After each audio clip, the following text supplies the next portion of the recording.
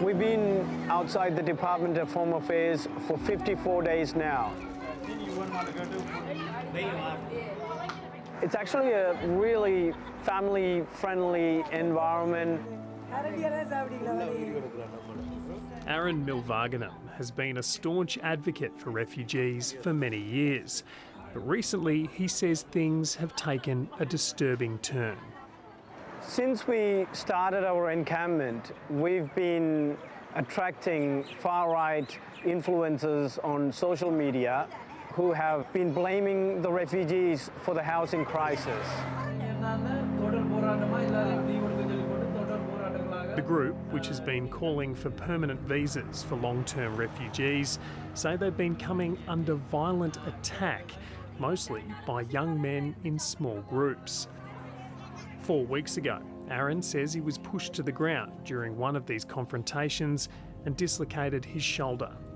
The far-right attacks actually started with a far-right influencer posting videos about our encampment on social media. Free the refugees! The videos that I watched are quite shocking.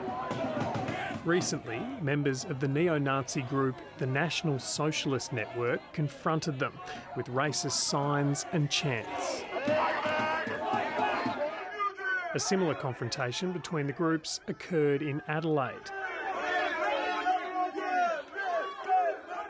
Fortunately, there were enough police officers to keep them at a distance. I have never seen racist attacks on peaceful protesters ever in the last 15 years. This is the first time. Victoria Police says it's been conducting reassurance patrols in the area day and night. It says it continues to closely monitor a range of groups to ensure there is no threat to public safety. Last month, ASIO warned that more Australians are embracing extreme ideologies and are willing to use violence to advance their cause, with protests, riots or attacks on politicians. ASIO labelled the internet and social media as the primary platforms for radicalisation. Slick promotional videos made by the same group that confronted the refugee encampment are easy to find online. Dr. Frank Moles is an expert in how populist and extreme messaging works. I've seen a lot of this kind of footage from elsewhere, so part of me is not all that surprised about the rhetoric and the vitriol. Groups like this are obviously motivated by an outgroup, and of course there's often a Manichaean worldview that we talk about, which is a good versus bad. The evil forces have to be defeated, and it kind of justifies what they're doing, including more violent actions. What we should be worried about is the setting. Our culture, our political system creates a particular context within which vitriol becomes normalised. In Melbourne last week, protests turned violent when anti-war groups clashed with police outside a weapons expo. Peaceful protest is a fundamental democratic right of every Australian citizen, every community group. When you're trying to express your views using violence against others, that's not something that is acceptable. In early August, the Prime Minister appointed Melbourne MP Peter Khalil as the Special Envoy for Social Cohesion.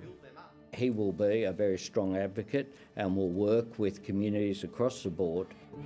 His appointment came in response to increasing hostility in the debate over the war in Gaza, and his task is to advise government on how to respond without inflaming tensions. We've seen this terrible increase in anti-Semitism, this terrible increase in Islamophobia. Whatever is happening in the Middle East conflict, that should never ever be a justification for a Muslim Australian or a Jewish Australian to be attacked in the street for who they are. He says he's seen up close how political protest is becoming more extreme after his office was vandalised by activists. The resistance is calling! Let us in!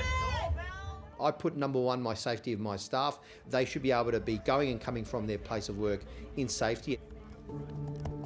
The government has proposed new laws which would empower the media regulator ACMA to impose penalties on social media companies that fail to address the spread of seriously harmful and verifiably false information.